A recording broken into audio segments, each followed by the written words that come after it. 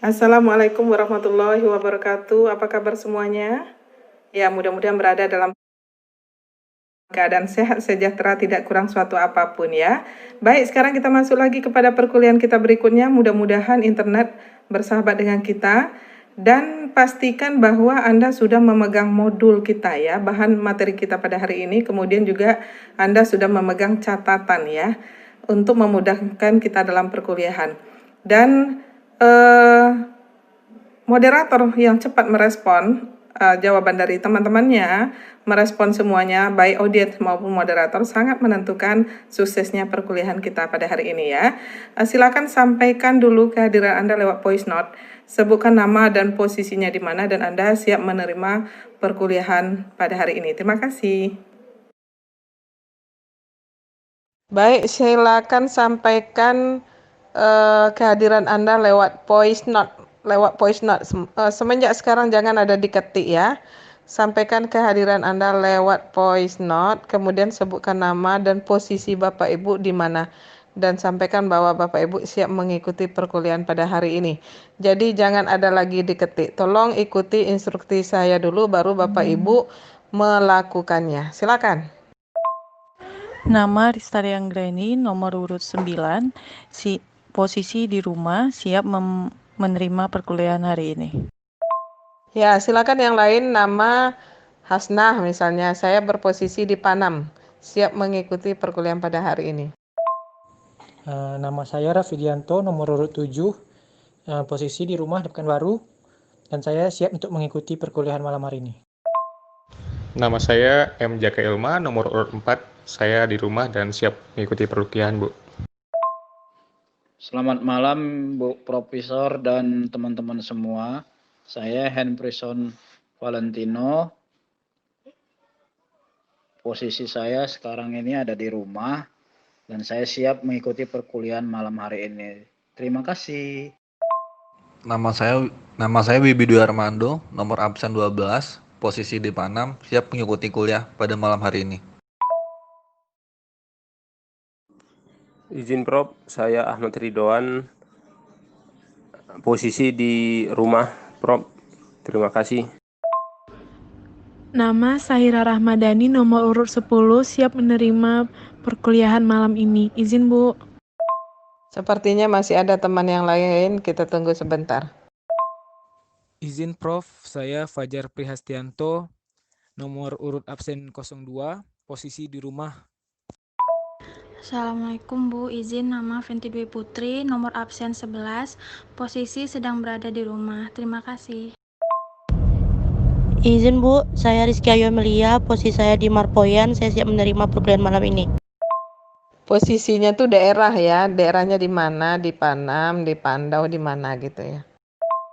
Izin Prof, perkenalkan nama saya Mutiara Ramadona, nomor urut absen 06, posisi saya di rumah, dan saya siap mengikuti perkuliahan pada malam ini. Terima kasih.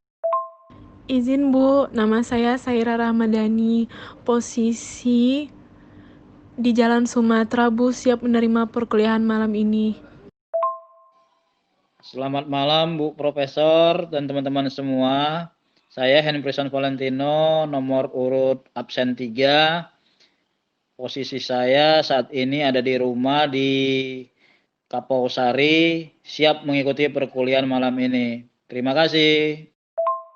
Baik, untuk menghemat waktu kita langsung saja kepada kegiatan inti. Mulai kita mendiskusikan materinya. Untuk pertama, saya persilakan penyaji pertama untuk mengirim videonya. Diklik saja video di atas, pindahkan ke bawah, Pak. Silakan Pak Ridwan.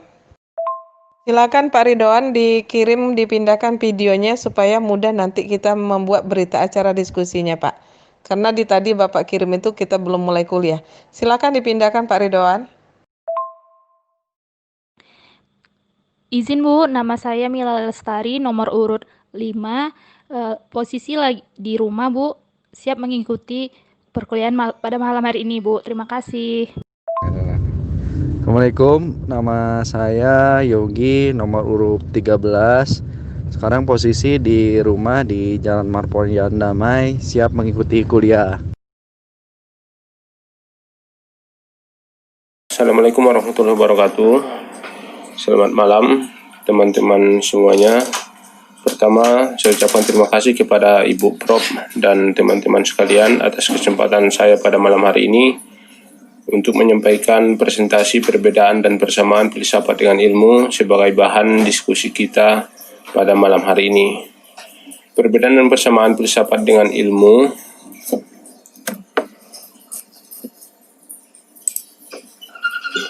yang pertama, kedua-duanya mencari rumusan terbaik dan menyelidiki objek selengkap-lengkapnya sampai ke akar-akarnya.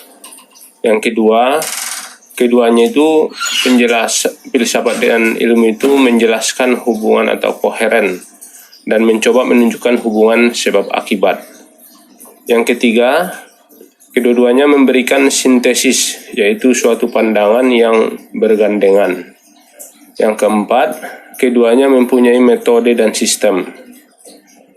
Yang kelima, memberikan penjelasan tentang kenyataan dari seluruh yang timbul dari hasrat manusia, objektivitas akan pengetahuan yang lebih mendasar. Adapun perbedaan filsafat dan ilmu, yang pertama, filsafat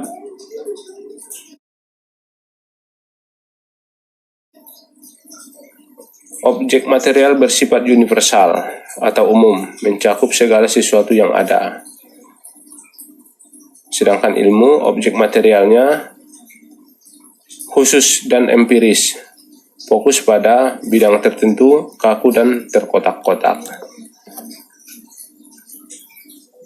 Perbedaan yang kedua, filsafat yaitu objek formal. Objek formal daripada filsafat bersifat non-fragmentaris, sedangkan ilmu objek formalnya bersifat fragmentaris, spesifik dan intensif, dan bersifat teknik. Ide-ide manusia itu melakukan penyatuan dengan realitas. Perbedaan yang ketiga, filsafat dilaksanakan dalam suasana yang menonjolkan spekulasi, kritis, dan pengawasan. Dan kegunaan filsafat itu timbul dari nilainya. Sedangkan ilmu dilaksanakan dalam lingkungan riset lewat trial and error. Nilai ilmu terletak pada kegunaan pragmatis. Yang keempat, perbedaan filsafat dengan ilmu. Pertanyaan pada filsafat itu pertanyaan lebih jauh dan lebih dalam berdasarkan realitas sehari-hari. Sedangkan dalam ilmu bersifat diskursif atau terpisah-pisah, menguraikan secara logis yang dimulai dari tidak tahu menjadi tahu. Yang terakhir, perbedaan filsafat dengan ilmu itu adalah filsafat memberikan penjelasan terakhir, mutlak, mendalam, atau mendasar, primary cause. Sedangkan ilmu menunjukkan sebab yang tidak dalam, lebih dekat, atau secondary cause. Baik teman-teman, demikian yang bisa saya sampaikan sebagai pengantar diskusi kita pada malam hari ini. Terima kasih. Assalamualaikum warahmatullahi wabarakatuh. Baik Bapak Ibu, saya bantu saja Pak Ridwan ya, karena Pak Ridwannya nggak nyimak tadi. Jadi silakan Bapak Ibu buka video dari Pak Ridwan, kemudian nanti saya persilakan kelompok 22 nanti untuk bertanya. Yang bertanya klik videonya kemudian diketik pertanyaannya ya. Siap Prof, saya hapus Prof. Terima kasih Prof. Baik, kalau sudah disimak video yang dikirim oleh Pak Ridho, saya persilakan kepada kelompok 2, antara lain Bapak Hemprison atau Bapak Muhammad Jaka untuk bertanya. Silakan. Diklik videonya kemudian diketik pertanyaannya ya. Baik, satu aja dulu. Saya persilakan kepada kelompok penyaji kedua, Bapak Fajar untuk mengirim videonya.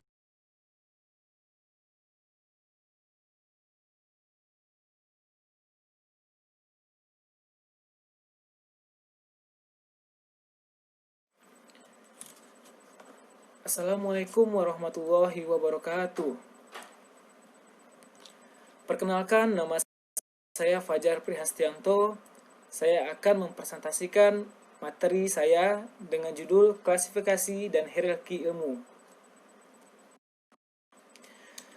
Klasifikasi dan hierarki ilmu dibedakan menjadi dua bagian. Yang pertama adalah ilmu yang berguna dan yang kedua ilmu yang tidak berguna.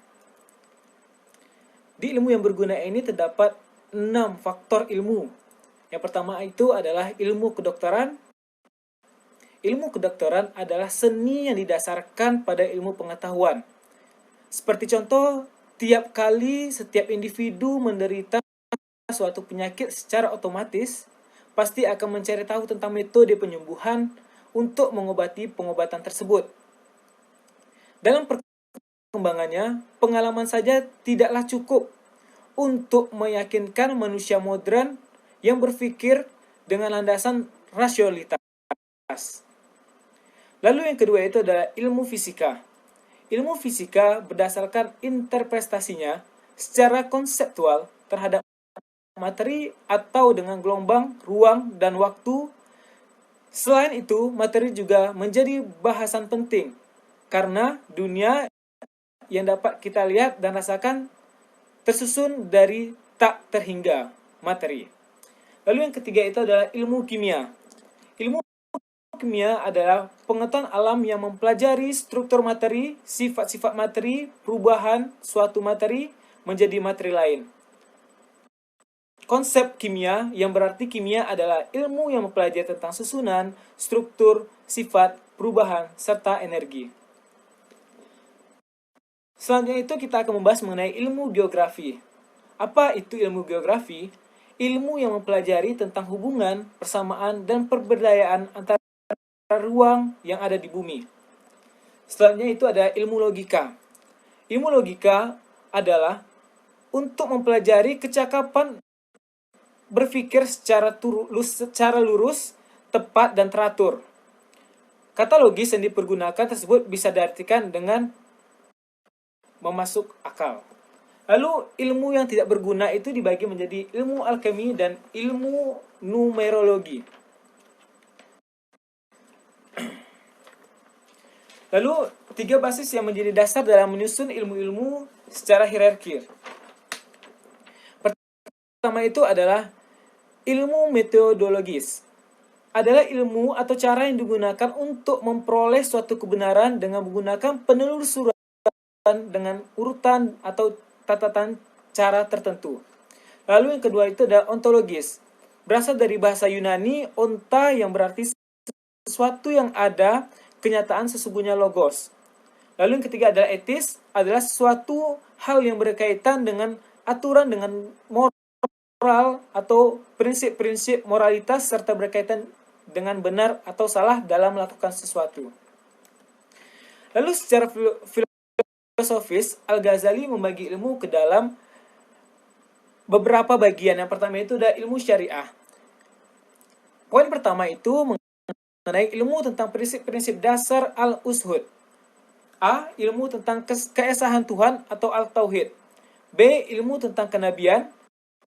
C. Ilmu tentang akhirat dan eskatologis. D. Ilmu tentang sumber pengetahuan religius, yaitu meliputi yang pertama Al-Quran dan As-Sunnah, termasuk ke dalam kategori primer.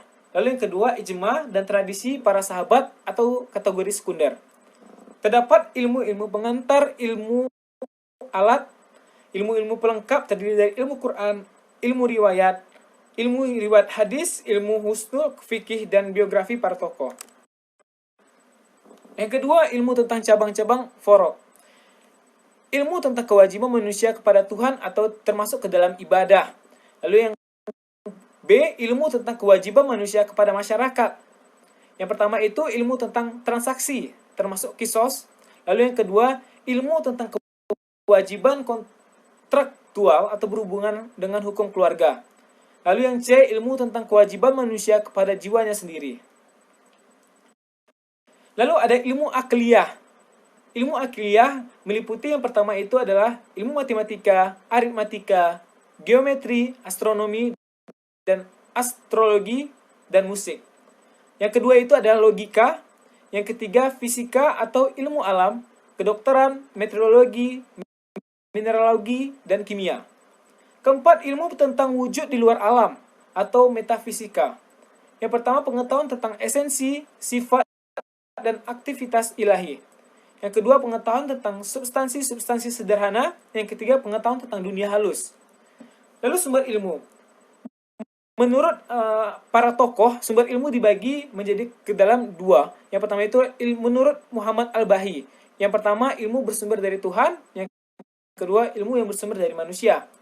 Lalu menurut Al-Jurjani, ilmu yang pertama itu adalah ilmu kadim dan ilmu hadis. Atau ilmu Allah yang jelas sangat berbeda dengan ilmu hadis yang dimiliki manusia sebagai hambanya. Jadi dapat kita kesimpulan upaya klasifikasi atau pembindangan ilmu-ilmu dari ciri-ciri dan karakteristik ilmu yang sulit dihindari. Suatu ilmu akan berhenti di suatu tempat, tapi akan berkembang di tempat lain.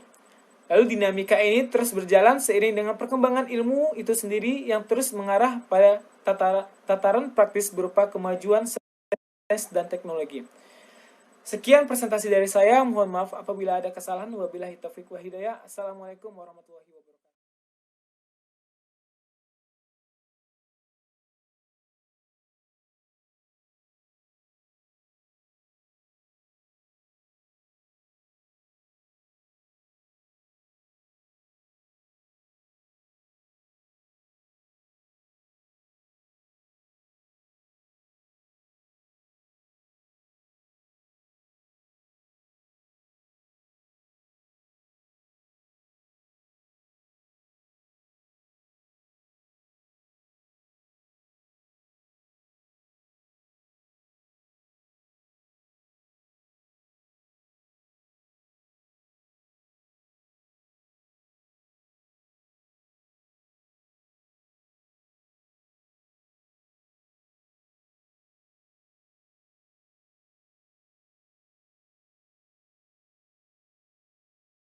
Video sudah dikirim oleh Bapak Fajar, silakan Bapak Ibu menyimak. Berikutnya saya persilakan untuk Pak Jaka nanti untuk bertanya ya.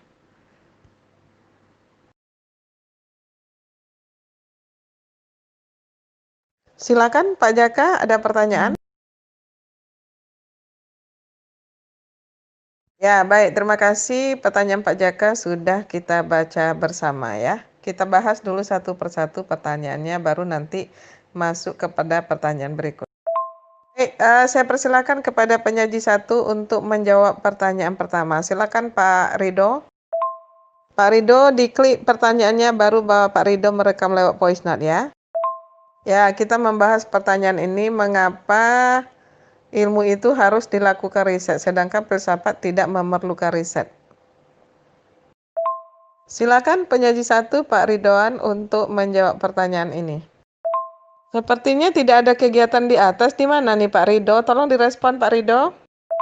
Baik, karena Pak Ridonya tidak aktif ya, karena saya lihat Pak Rido hanya melihat aja di handphonenya. Saya tahu karena saya bisa melihat keaktifan Bapak Ibu.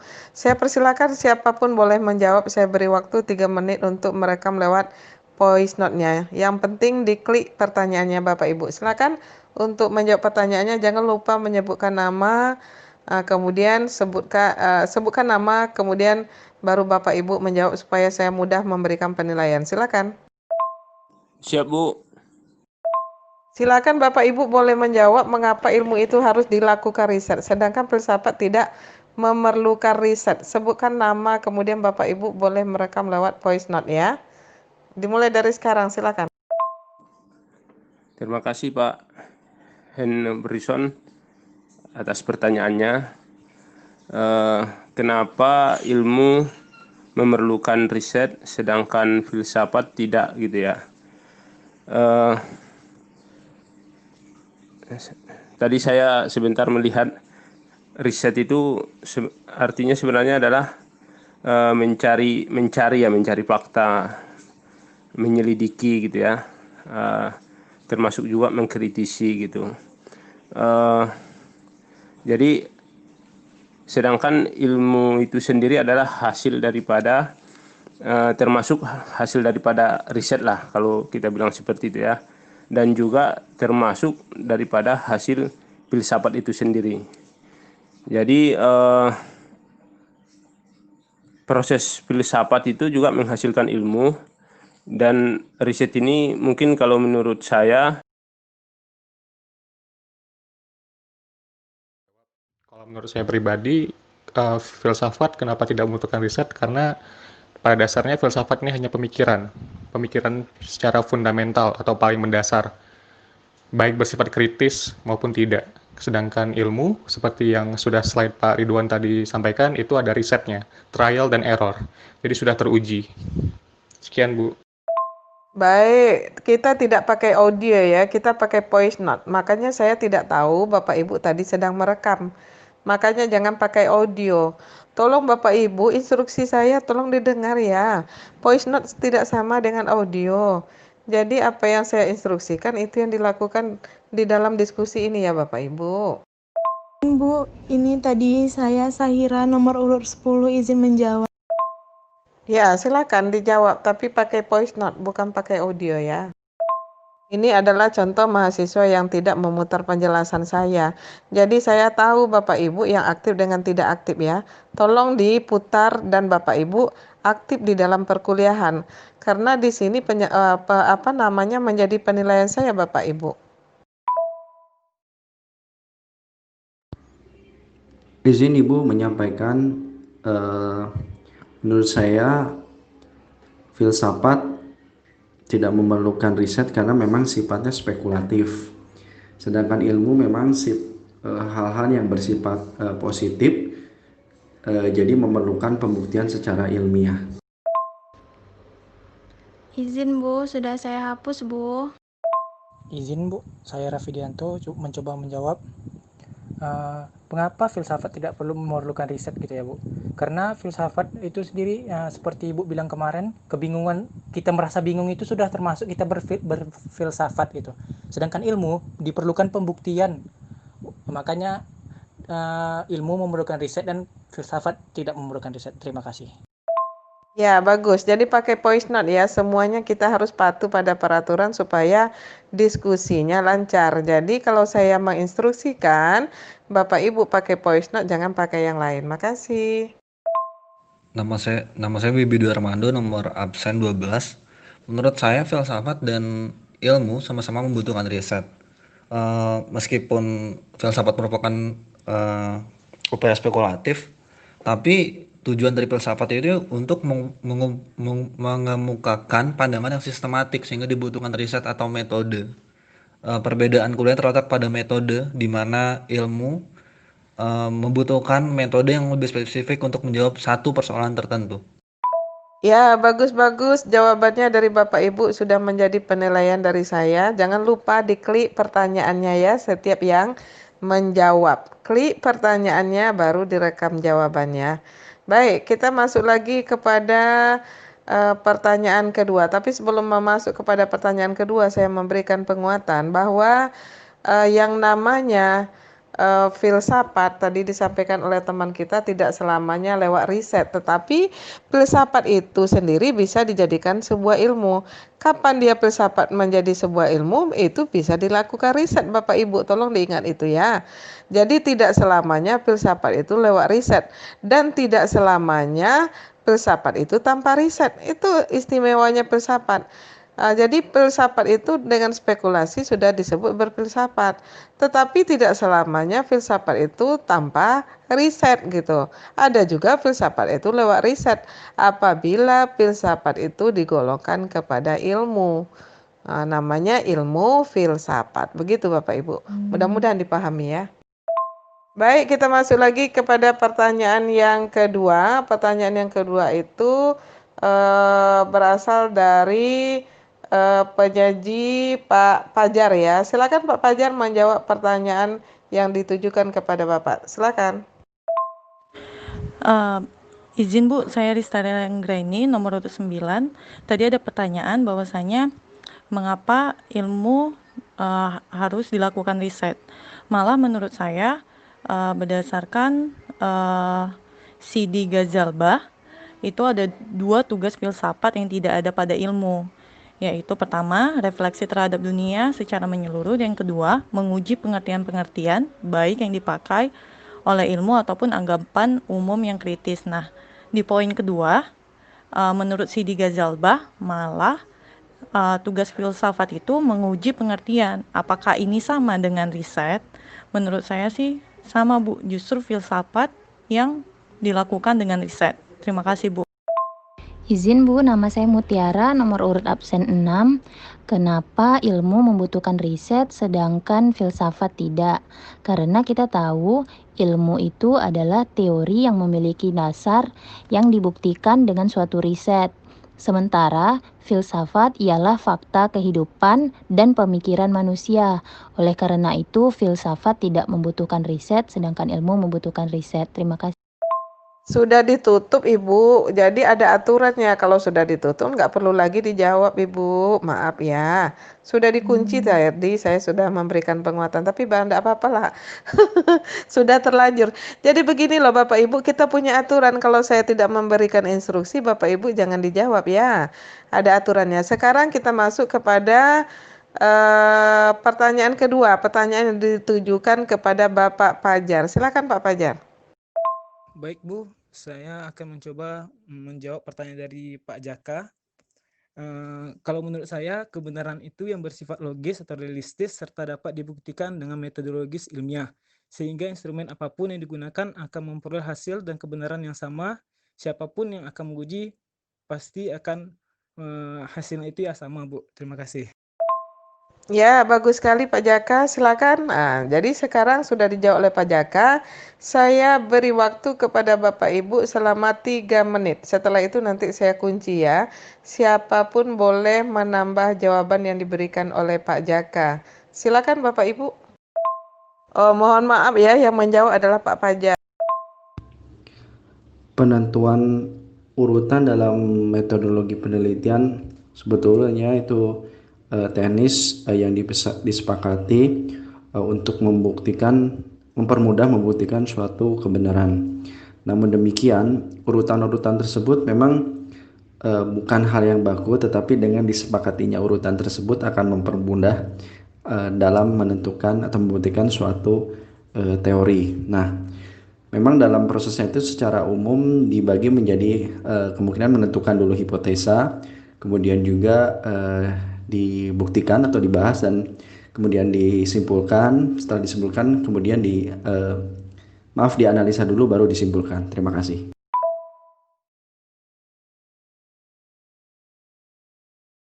Bagus sekali Pak Yogi, kita minta lagi kepada yang lain untuk menambahkan. Silakan.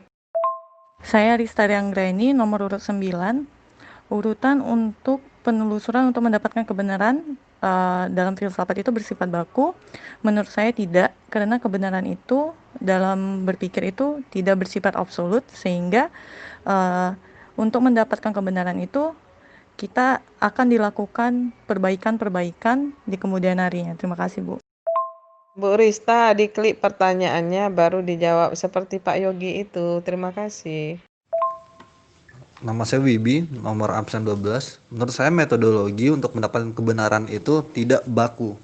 Karena akan tergantung pada tujuannya, kebenaran seperti apa yang akan dicapai.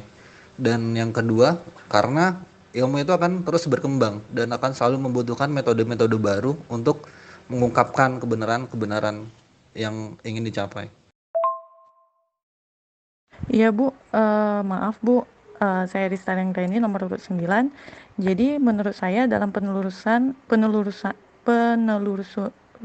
untuk mendapatkan kebenaran itu tidak bersifat baku, karena kebenaran sendiri itu sifatnya tidak absolut, sehingga akan terjadi perbaikan-perbaikan dengan ilmu-ilmu yang berikutnya atau pemikiran-pemikiran ke depannya. Terima kasih Bu.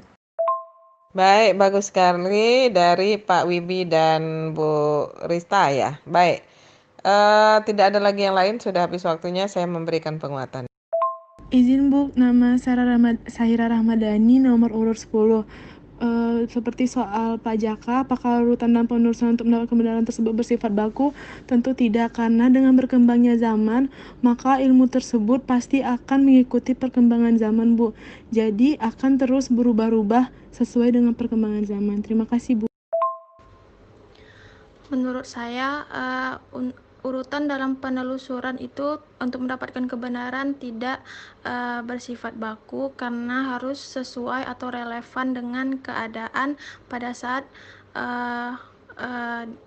dalam proses mencari kebenaran itu sendiri, di mana semua tergantung pada proses-proses yang sekiranya cocok untuk mendapatkan nilai kebenaran dari suatu ilmu tersebut. Baik Bu, saya Rizky Ayomelia, nomor urut 8 akan mencoba menjawab. Dalam metodologis, apakah urutan dalam penelusuran mencari kebenaran sebaiknya dilakukan secara sistematis, yaitu harus tersusun dalam urutan yang logis dan dengan konsisten, yaitu sesuai adanya kesesuaian di antara unsur-unsurnya. Misalnya tujuan dari yang dicari sesuai dengan rumusan masalah yang diajukan. Terima kasih, Bu. Izin, Bu, nama saya Fenti Dwi Putri, nomor urut absen 11. Baik, betul dikatakan teman kita tadi bahwa dalam metodologis apakah urutan dalam penelusuran untuk mendapatkan kebenaran itu harus bersifat baku? Jawabannya sudah jelas, tadi kita jawab semuanya tidak ya, tergantung kepada tujuan kita memperoleh kebenaran tersebut. Perlu saya sampaikan Bapak Ibu, kebenaran itu ada dua, kebenaran ilmiah dan kebenaran non-ilmiah. Kebenaran ilmiah berbeda dengan kebenaran non-ilmiah. Kebenaran non-ilmiah itu adalah kebenaran lewat trial and error, kebenaran coba-coba, kebenaran karena wibawa. Kita akan membenarkan seseorang itu berbicara apabila orang itu berwibawa gitu. Karena segan, kalau sudah pimpinan, kalau sudah bos di kantor yang ngomong, kita langsung membenarkan. Itu namanya kebenaran non-ilmiah. Tapi kalau kebenaran ilmiah banyak lagi Bapak Ibu. Ada kebenaran yang disebut dengan kebenaran koherensi, ada kebenaran korespondensi, ada kebenaran pragmatis dan sebagainya. Itu disebut dengan kebenaran ilmiah. Kebenaran pragmatis itu adalah azas manfaat. Bapak Ibu mengapa mau masuk S2 ini untuk melanjutkan? Karena kita tahu bahwa manfaatnya lebih banyak daripada mudaratnya. Kemudian itu disebut dengan kebenaran pragmatis. Ada lagi kebenaran korespondensi. Kebenaran korespondensi itu apa yang kita nyatakan sesuai dengan apa yang kita sampaikan sebelumnya. Jadi apa yang kita sampaikan itu harus konsisten dengan apa yang kita katakan sebelumnya. Orang tidak akan percaya kalau kita menyampaikan sesuatu itu pelin-pelan dan sebagainya. Ada kebenaran koherensi, apa yang kita nyatakan itu sesuai dengan kenyataannya, sesuai dengan faktanya. Misalnya saya mengatakan bahwa sekarang ini adalah masa COVID ya, masa COVID-19. Faktanya memang ada, sehingga apa yang saya nyatakan itu adalah benar secara koherensi. Itu dia Bapak Ibu. Jadi kebenaran itu banyak. Mudah-mudahan bisa kita pahami ya. Benar menurut kita belum tentu benar menurut orang lain. Itulah filsafat. Makasih. Oh ya, masih ada yang menjawab rupanya ya. Saya kira nggak ada lagi. Tadi 3 menit diberi waktu ya. Kira dikunci, tapi nggak apa-apa. Semangat sekali untuk menjawab. Makasih. Baik, karena tadi ada pertanyaan dari Pak Yogi. Sebetulnya pertanyaan itu satu video satu pertanyaan, tapi kita bahas secara mendalam. Tapi untuk pertama ini kita coba menjawab dari pertanyaan Pak Yogi ya. Silakan. Silakan penyaji Pak Ridho untuk menjawabnya. Ya, pertanyaannya ini ya Pak Ridho. Silakan Pak Ridhoan. Setelah dijawab oleh Pak Ridho, nanti saya persilakan lagi kepada Bapak Ibu untuk menjawabnya, tetapi saya beri waktu hanya 3 menit saja ya. Baik, terima kasih Pak Yogi. Apakah ilmu bisa dikotomi dengan filsafat gitu ya? Ilmu merupakan termasuk hasil daripada proses filsafat. Jadi ketika ada proses filsafat, ada yang dikritisi, ada data-data yang dikritisi, termasuk ilmu-ilmu juga gitu, ilmu-ilmu sebelumnya yang dikritisi, sehingga menghasilkan ilmu yang baru. Jadi ilmu dengan filsafat, kalau ditanyakan apakah bisa didikotomi atau tidak, kalau menurut saya ilmu dengan filsafat memang ya bisa dibedakan gitu, memang berbeda gitu. Terima kasih. Ya, pertanyaannya itu apakah bisa dipisahkan atau tidak. Baik, silakan dari peserta yang lain untuk menambahkan jawaban, untuk menambah penjelasan dari Pak Ridho. Silakan dengan waktu 3 menit ya. Yang menjawab siapapun tolong diklik pertanyaannya baru dijawab. Makasih. Baik, saya Raffidianto Wibisono, nomor urut 7. Saya ingin juga menambahkan jawaban dari pertanyaan Pak Yogi, apakah filsafat bisa dipisahkan dengan ilmu? Mohon penjelasannya. Filsafat tanpa riset itu hanya filsafat saja, Pak. Tapi filsafat dengan riset bisa disebut dengan filsafat ilmu. Jadi jika filsafatnya tidak menggunakan riset, jadi itu hanya filsafat aja. Sedangkan setelah dia melakukan riset, bisa disatukan dengan ilmu menjadi filsafat ilmu. Terima kasih. Saya bantu menjawab, Bu. Filsafat dan ilmu menurut hemat saya sangat bisa dibedakan. Makanya ada persamaan dan perbedaan. Yaitu perbedaan filsafat dan ilmu terlihat dari objek material dan objek formal yang melandasi ilmu dan filsafat itu sendiri. Demikian, Bu, tanggapan dari saya. Terima kasih. Izin Bu menjawab, nama saya Saira Ramadhani, nomor urut 10. Pertanyaan, apakah filsafat bisa dipisahkan dengan ilmu? Tentu tidak, karena filsafat juga merupakan suatu ilmu yang dapat dipergunakan dalam berbagai bidang kehidupan. Filsafat adalah ilmu dari segala ilmu, yaitu tentang sesuatu yang akan terjadi di muka bumi, yang selalu beriringan dengan ilmu pengetahuan dan perkembangan zaman. Terima kasih, Bu. Menurut saya, filsafat tentu dapat dipisahkan dengan ilmu, khususnya pada filsafat spekulatif yang mencoba untuk menjawab fenomena-fenomena metafisika. Saya Lestari Anggraini, nomor urut 9. Saya izin menjawab, Bu. Secara historis, ilmu dan filsafat merupakan satu kesatuan, namun perkembangannya terjadi divergensi, di mana ilmu lebih kuat mempengaruhi pikiran manusia. Sehingga menurut saya ini adalah ilmu dan filsafat itu dapat dibedakan, namun memiliki persamaan, yaitu ilmu dan filsafat keduanya sama-sama menggunakan metode berpikir reflektif. Terima kasih, Bu. Saya MJK Ilma, nomor urut 4. Menurut saya filsafat dan ilmu tidak dapat dipisahkan, Bu, karena filsafat dan ilmu sendiri sama-sama mempunyai tujuan untuk mencari kebenaran. Jadi orang pasti awalnya berfilsafat dulu, baru akan menemukan ilmu. Jadi tanpa filsafat maksud saya, itu tidak akan ditemukannya ilmu. Jadi kalau dipisahkan, berarti ada unsur fundamental atau dasar yang dihilangkan. Sedikit menambahkan lagi, jika filsafat dapat bisa dipisahkan, jawabannya iya, dapat dipisahkan. Terima kasih. Saya Fenty Dwi Putri, nomor absen 11.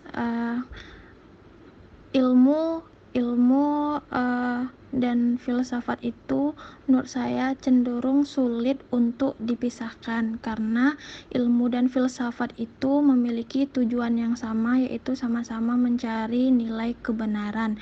Nah, apabila ilmu dan filsafat itu dipisahkan, maka berdampak pada tidak ada jaminan suatu ilmu itu dalam pengaplikasiannya akan memberi manfaat bagi manusia apabila tidak dilihat dari nilai atau segi dari ilmu filsafatnya itu sendiri. Saya Mutiara Ramadona, nomor urut absen 6. Apakah filsafat dapat dipisahkan dengan ilmu? Tentunya filsafat tidak dapat dipisahkan dengan ilmu, karena kita tahu filsafat sangat selalu beriringan dengan ilmu pengetahuan, karena semua ilmu pengetahuan tidak dapat terlepas dari adanya filsafat, tetapi tidak semua pengetahuan bisa dikatakan sebuah ilmu. Filsafat dan ilmu mempunyai tujuan yang sama, yaitu sama-sama mencari kebenaran. Maka dari itu, filsafat dan ilmu tidak dapat dipisahkan dalam mempelajari sesuatu yang ada di muka bumi. Terima kasih. Baik Bu, saya Rizky Amelia, nomor urut 8, ingin menjawab apakah filsafat bisa dikotomikan atau dipisahkan dengan ilmu. Filsafat selalu beriringan dengan ilmu karena semua ilmu tidak lepas dari adanya filsafat, tetapi tidak semua pengetahuan bisa dikatakan ilmu. Nah, filsafat dan ilmu memiliki tujuan yang sama dalam mencari kebenaran. Maka dari itu, filsafat dan ilmu tidak dapat dipisahkan, Bu. Terima kasih.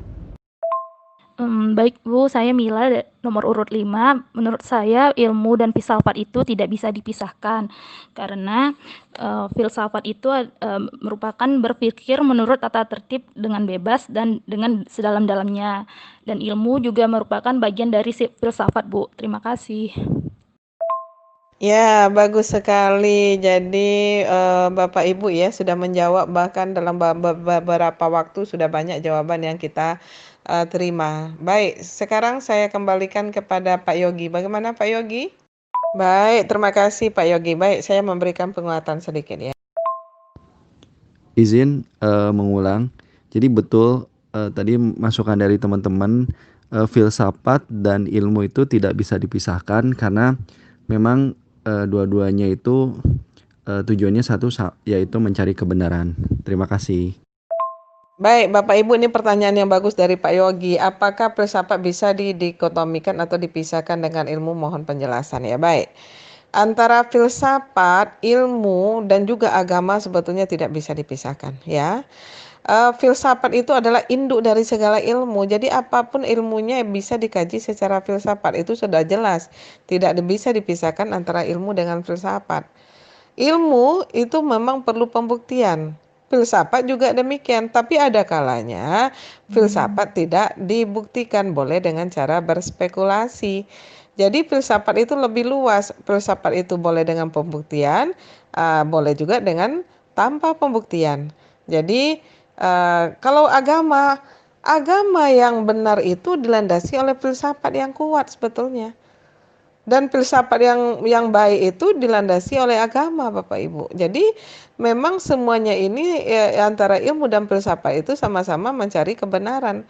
Ya, tapi agama itu adalah kebenaran yang mutlak, tidak boleh ditawar-tawar lagi. Kebenaran filsafat masih boleh dibantah. Kebenaran ilmu apalagi boleh dibantah, apalagi Bapak Ibu adalah calon magister nanti ya. Jadi harus berani membantah sebuah ilmu. Karena ilmu itu bersifat dinamis. Jadi ilmu itu berkembang sesuai dengan perkembangan zaman ya. Jadi antara ilmu dengan filsafat itu memang tidak bisa dipisahkan karena itu tadi induk dari segala ilmu itu adalah filsafat. Jadi polisinya itu adalah filsafat ya. Jadi makanya filsafat ini lebih bersifat kepada universal. Apapun bisa dikaji secara filsafat. Agama juga bisa dikaji secara filsafat. Ilmu apalagi. Nah, cuman tadi tolong diingat bahwa filsafat itu tidak selamanya perlu pembuktian. Plato mengatakan berdiskusi aja kita seperti ini sudah berfilsafat kita. Walaupun tanpa pembuktian, kita masih berspekulasi, berargumentasi kita, walaupun isi dari argumentasi kita itu tidak perlu dibuktikan kebenarannya. Nah, itu sudah berfilsafat. Mudah-mudahan dipahami ya. Baik Bapak Ibu, kita sudah selesai bertanya jawab. Saya persilakan Bapak Ibu menyiapkan kertas atau menggunakan memo. Tahu enggak Bapak Ibu memo lebih enak lagi diketik langsung ya. Jadi nanti tinggal di screenshot dikirim ya. Tapi kalau Bapak Ibu tidak mahir menjawab kuis lewat memo, silakan Bapak Ibu menyiapkan kertas ya, 1 lembar. Bapak Ibu tinggal menjawab nomor 1 misalnya A, nomor 2 adalah B, misalnya seperti itu ya. Oke ya, bisa disiapkan. Silakan mulai dari sekarang disiapkan kertasnya.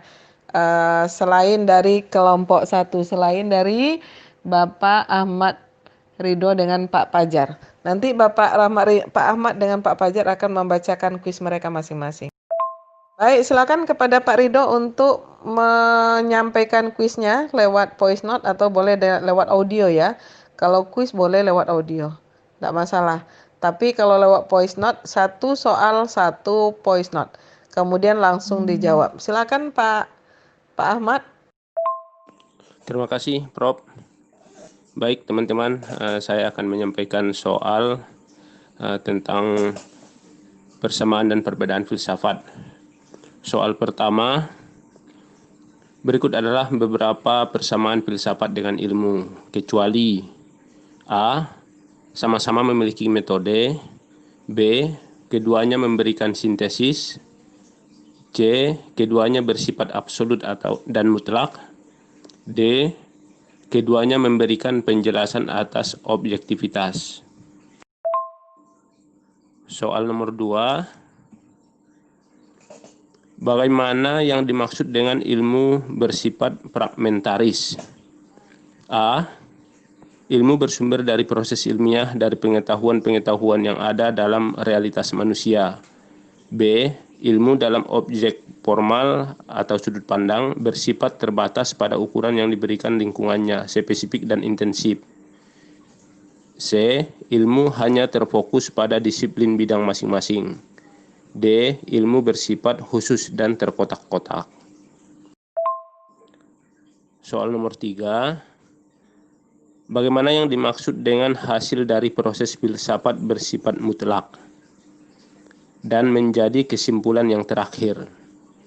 A. Hasil filsafat mutlak apabila dilakukan sesuai dengan metode yang benar. B. Hasil filsafat merupakan hasil mutlak dan terakhir karena dilakukan dengan cara kritis, terbuka secara luas, dan sampai ke akar-akarnya, sehingga hasil proses filsafat menjadi hasil terakhir dan mutlak sampai adanya proses filsafat yang menginterupsi hasil tersebut. C. Hasil filsafat mutlak pada waktu tertentu. D.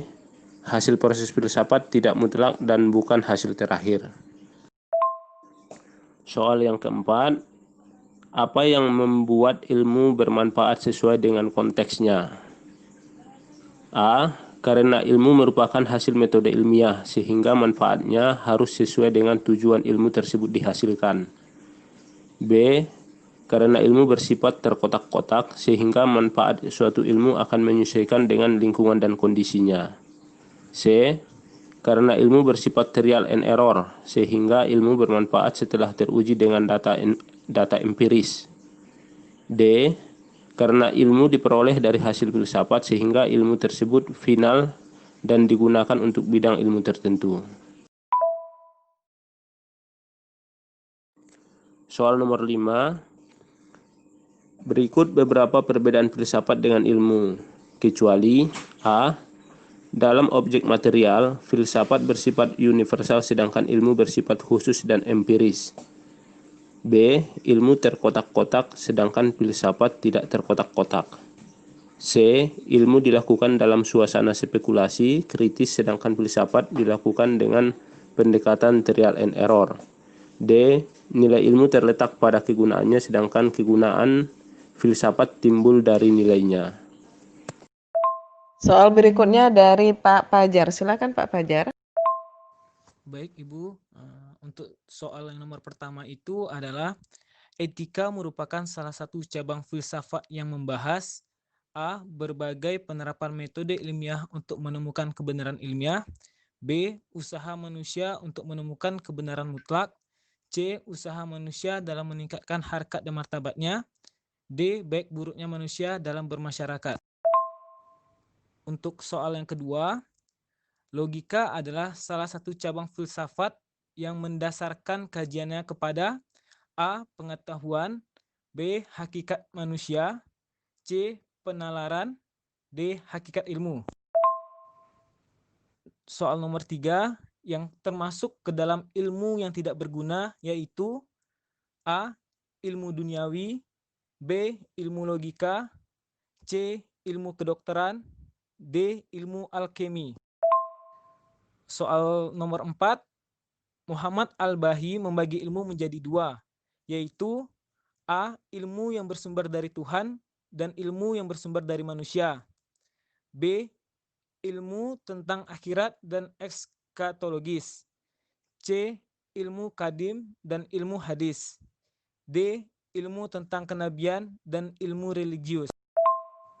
Untuk soal yang kelima, para filosof muslim membedakan ilmu ke dalam titik-titik bagian. A. 2 bagian, B. 3 bagian, C. 4 bagian, D. 6 bagian. Terima kasih. Ya, masih ada waktu karena soal kuis ini semuanya adalah 10 menit ya. Masih ada waktu 2 menit. Setelah 2 menit Bapak Ibu silakan mengunggahnya ke sini hasil kerja menjawab kuis Bapak Ibu. Kelompok penyaji setelah diunggah oleh temannya nanti silakan dikirim kunci jawabannya nanti ya. Nunggu instruksi dari saya. Tapi siapkan sekarang kunci jawabannya. Baik, 1 menit lagi. Baik, waktu sudah habis. Silakan Bapak Ibu mengirim hasil kuisnya ke sini. Silakan dimulai dari sekarang.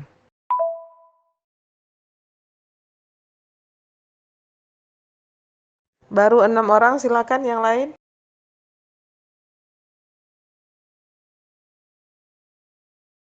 Baik, sepertinya sudah selesai semua. Silakan Pak Rido menyampaikan kunci jawabannya. Setelah itu Pak Fajar, silakan. Yang lain centang yang benar, silang yang salah, kemudian dijumlahkan berapa benarnya, berapa salahnya. Makasih. Silakan Pak Fajar kirim. Dan yang lain dicentang yang benar, silang yang salah ya. Kemudian dijumlahkan. Silakan kunci jawaban dari Pak Fajar. Ya itu kunci jawaban dari Pak Fajar. Silakan Bapak Ibu diperiksa. Hasil periksanya kembali lagi dikirim ke sini. Soal nomor 1 sampai 10. Silakan diperiksa. Dijumlahkan berapa benar, berapa salah. Baik, kalau sudah selesai semua, nanti atau besok ya boleh. Silakan Pak Yogi atau kelompoknya untuk mengakumulasikan nilainya. Saya paling senang Pak Yogi kalau daftar yang sama, jadi berurutan namanya supaya nanti saya mudah pula memberikan penilaian. Makasih. Baik, sekarang kita masuk kepada kegiatan penutup ya. Baik, sebelum masuk kepada kegiatan penutup, saya informasikan kepada Bapak Ibu untuk besoknya langsung kelompoknya menjadi moderator atau menunjuk ketua menjadi moderator juga boleh. Yang penting seperti cara saya tadi ya. Jadi usahakan jangan ada waktu yang terbuang. Terima kasih. Kemudian juga saya ingatkan Bapak Ibu, dengan saya biasanya tidak ada pakai ujian, jadi keaktifan Bapak Ibu ini adalah menjadi penilaian saya. Jadi standar kelulusan kita ada 3 Bapak Ibu, afektif, kognitif, dan psikomotor. Afektif itu adalah sikap Bapak Ibu di dalam perkuliahan ya. Jadi saya selalu memantau Bapak Ibu, apakah Bapak Ibu memutar penjelasan saya atau tidak gitu ya. Jadi selalu Bapak Ibu memutar penjelasan saya supaya saya bisa menggolongkan Bapak Ibu kepada mahasiswa yang aktif. Yang kedua adalah Bapak Ibu, mudah-mudahan dengan cara perkuliahan seperti ini Bapak Ibu nanti ilmunya dapat, nilainya bagus. Jadi Bapak Ibu bisa kita belajar santai ya, tapi serius. Maksud saya santai. Bapak Ibu boleh di tempat tidur, boleh di ruang tamu. Yang penting Bapak Ibu nyaman untuk melakukan perkuliahan ya.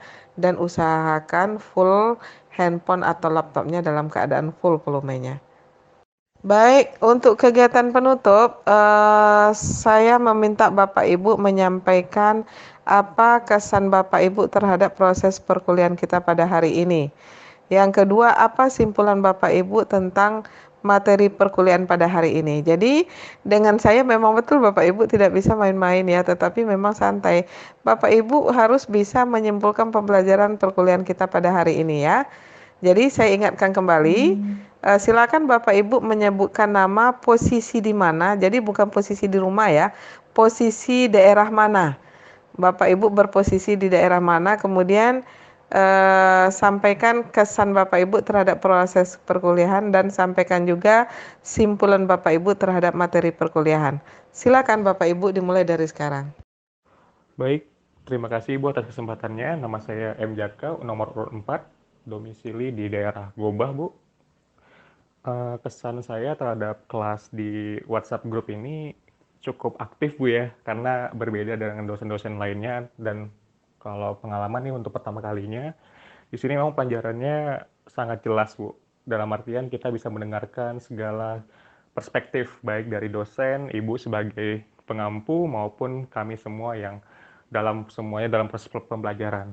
Dan juga untuk kesimpulannya yang saya dapat, yang dari dua kelompok tadi, Pak Ridwan dan Pak Fajar, itu yang pertama, filsafat dan ilmu itu ada perbedaan dan ada persamaannya. Karena dalam menuntut ilmu, kita harus berfilsafat terlebih dahulu. Spekulasi, kritis, itu yang kita kejar dari awal untuk menentukan ilmu ini apakah relevan untuk digunakan apa tidak. Dan juga tadi dari Bapak Fajar terkait hierarki dalam suatu ilmu, tentu saja banyak ya, tergantung dari sudut pandangnya, entah dari pandangan agama, ilmu dari duniawi, maupun cabang-cabang ilmu lainnya. Jadi cukup jelas Bu untuk perkuliahan malam ini. Terima kasih Bu. Saya Feti Dwi Putri, nomor absen 11. Kesan saya dengan belajar kuliah melalui WhatsApp group, yaitu lebih memudahkan dalam menyampaikan jawaban sendiri, lalu juga bersifat memotivasi untuk bisa ikut berdiskusi. Saya berada di posisi daerah Marpoyan.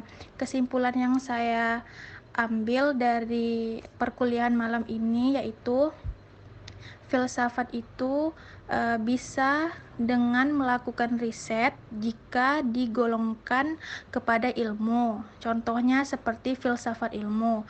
Dan filsafat itu juga tidak selamanya tanpa menggunakan riset. Hakikat filsafat, ilmu, dan agama itu tidak dapat dipisahkan. Filsafat merupakan induk dari segala ilmu. Ilmu perlu pembuktian, begitu juga dengan filsafat. Tetapi filsafat juga tidak selalu harus memiliki pembuktian, melainkan boleh hanya dengan berspekulasi.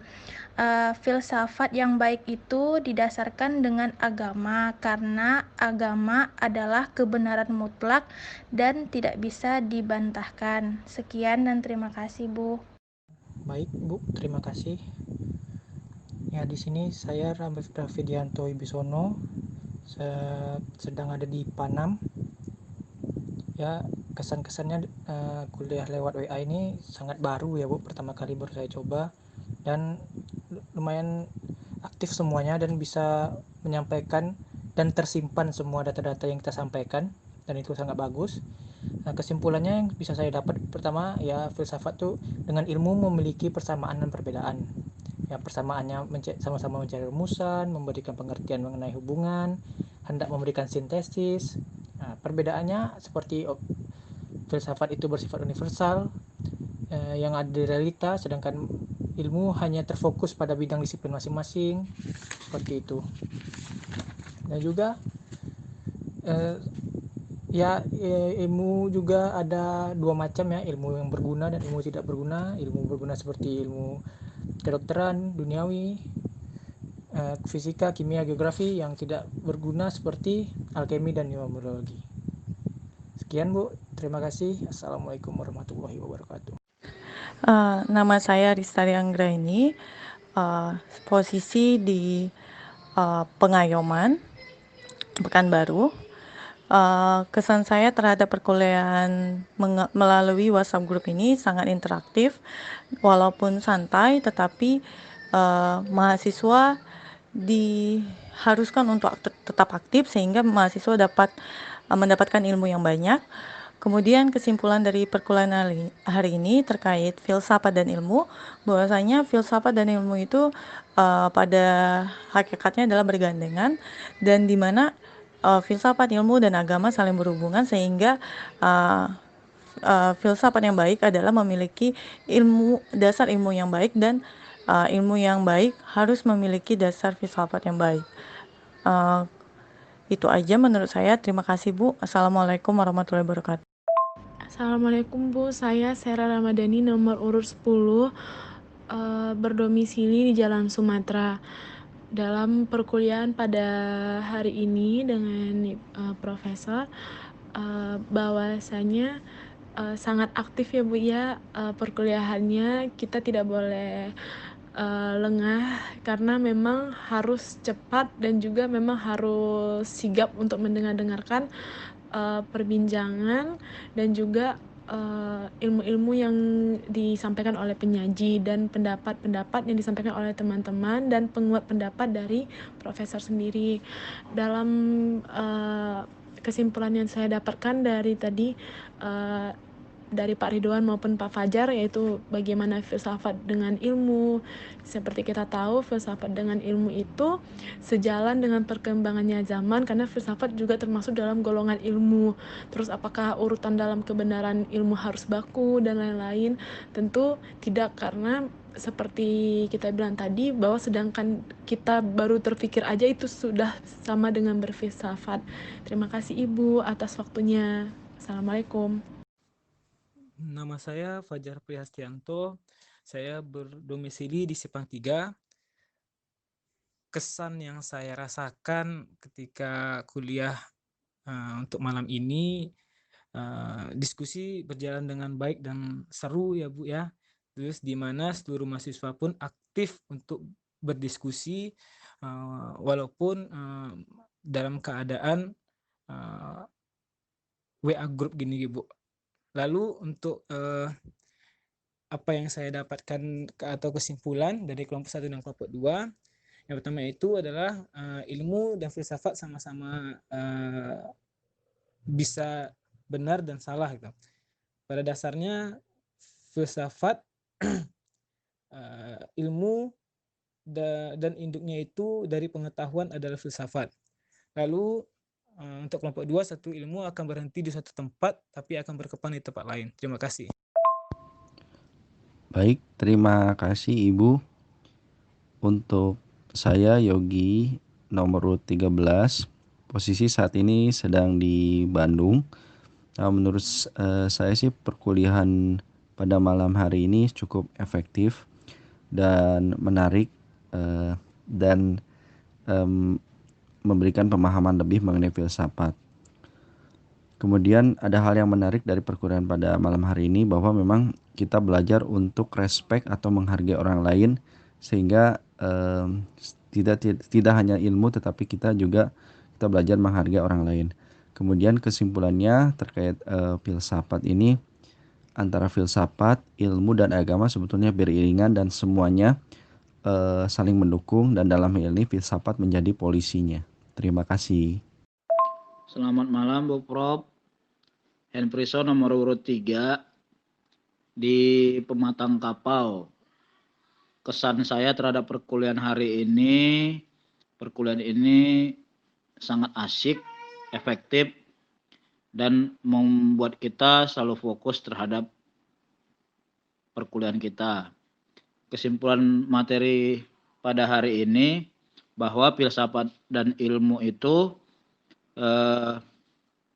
perlu pembuktian, tetapi ada kalanya filsafat tidak memerlukan pembuktian atau bersifat spekulatif, yang pada akhirnya ilmu dan filsafat itu tidak bisa dipisahkan. Terima kasih Bu. Baik Ibu, saya Rizky Ayu Amelia nomor urut 8. Saya berdomisili di Marpoyan. Kesan saya terhadap perkuliahan malam ini sangat aktif Ibu, dan walaupun secara WhatsApp group, namun materi dan ilmu yang ingin disampaikan sangat dapat saya terima dengan baik. Lalu kesimpulan saya terhadap kedua materi tersebut, yang pertama, filsafat dan ilmu itu memiliki perbedaan dan persamaan dalam mencapai tujuan yang sama, yaitu mencari kebenaran. Yang kedua, dalam metodologis, apakah urutan dalam penulisan itu harus dilakukan secara baku atau berurutan. Nah, yang saya dapat ambil tidak harus secara berurutan, dilihat dari seperti apa tujuan yang ingin kita capai. Terima kasih Ibu. Nama saya Ahmad Ridwan Dalimunte, nomor urut 1. Posisi di Harapan Raya. Kesan saya untuk perkuliahan malam ini, yang pertama, perkuliahan malam ini adalah aktif dan semua peserta harus aktif, karena dengan sistemnya sendiri membuat kegiatan perkuliahan ini jadi aktif. Yang kedua, semua yang didiskusikan pada malam hari ini terdokumentasikan dengan baik. Kemudian simpulan yang saya dapatkan pada malam hari ini, di mana yang pertama itu persamaan dan perbedaan antara filsafat dengan ilmu, di mana filsafat dan ilmu itu sama-sama memiliki persamaan dan juga perbedaan. Persamaannya diantaranya itu sama-sama memiliki metode, kemudian persamaannya juga sama-sama mencari kebenaran, kemudian juga memiliki perbedaan di mana secara umum filsafat itu sifatnya luas, kritis, sedangkan ilmu itu sifatnya terkotak-kotak. Demikian yang dapat saya sampaikan. Terima kasih, Bu. Assalamualaikum warahmatullahi wabarakatuh. Baik, Bu. Nama saya Mila Lestari, nomor urut 5. Saya berada di rumah di Panam di Jalan Cipta Karya. Menurut saya, pembelajaran melalui WA Group ini menurut saya lebih menghemat waktu, lebih efisien dan efektif. Tapi sedikit lebih cepat sih, Bu, menurut saya. Ada pertanyaan, saya lagi mikir, sementara yang lain udah pada menjawab. Jadi saya agak kebingungan sedikit sih, Bu. Bisa untuk disimpan juga, memberikan penjelasan yang cukup jelas juga, Bu, melalui WA Group ini. Terus kesimpulan dari pembelajaran kita pada malam hari ini adalah filsafat itu bersifat tidak mutlak. Filsafat berasal dari pemikiran manusia dan harus bisa dibuktikan kebenarannya. Dan dari Pak Fajar tadi ada klasifikasi dan hierarki ilmu, yang dimana ilmu itu ada ilmu bersifat ilmu syariah dan ilmu akiyah. Ada ilmu yang berguna dan ilmu yang tidak berguna, Bu. Terima kasih. Nama saya Widya Armando, nomor absen 12, posisi di Panam. Kesan saya terhadap perkuliahan pada malam ini merupakan pengalaman yang baru bagi saya. Dan kesan positifnya, menurut saya semua partisipan dituntut untuk terus aktif dan fokus untuk mengikuti segala aktivitas yang terjadi di ruang diskusi. Dan kesimpulan materi kuliah pada malam ini, menurut saya filsafat merupakan induk dari segala cabang ilmu.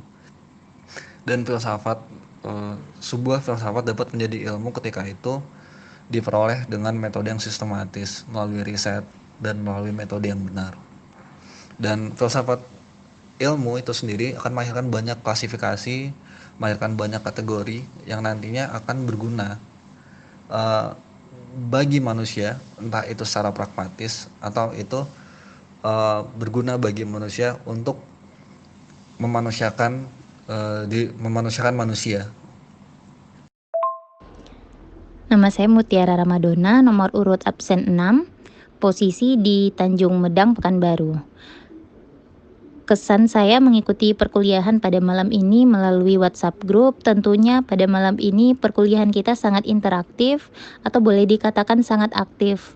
Semuanya berpartisipasi dan harus turut berkontribusi dalam perkuliahan ini. Karena tidak boleh lengah. Jika kita lengah, tentunya kita akan tertinggal oleh materi-materi yang ada pada perkuliahan malam ini. Tentunya juga ini pengalaman pertama saya berkuliah pada WhatsApp Group seperti ini. Untuk kesimpulan perkuliahan pada malam ini, yaitu kita tahu bahwa filsafat itu ialah fakta kehidupan dan pemikiran manusia.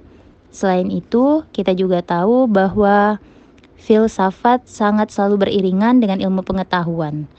dan tidak semua pengetahuan bisa dikatakan sebuah ilmu, tetapi filsafat dan ilmu mempunyai tujuan yang sama, yaitu sama-sama mencari kebenaran. Maka filsafat dan ilmu ialah hal yang tidak dapat dipisahkan dalam mempelajari sesuatu hal yang ada di muka bumi ini. Itu saja, terima kasih. Assalamualaikum warahmatullahi wabarakatuh.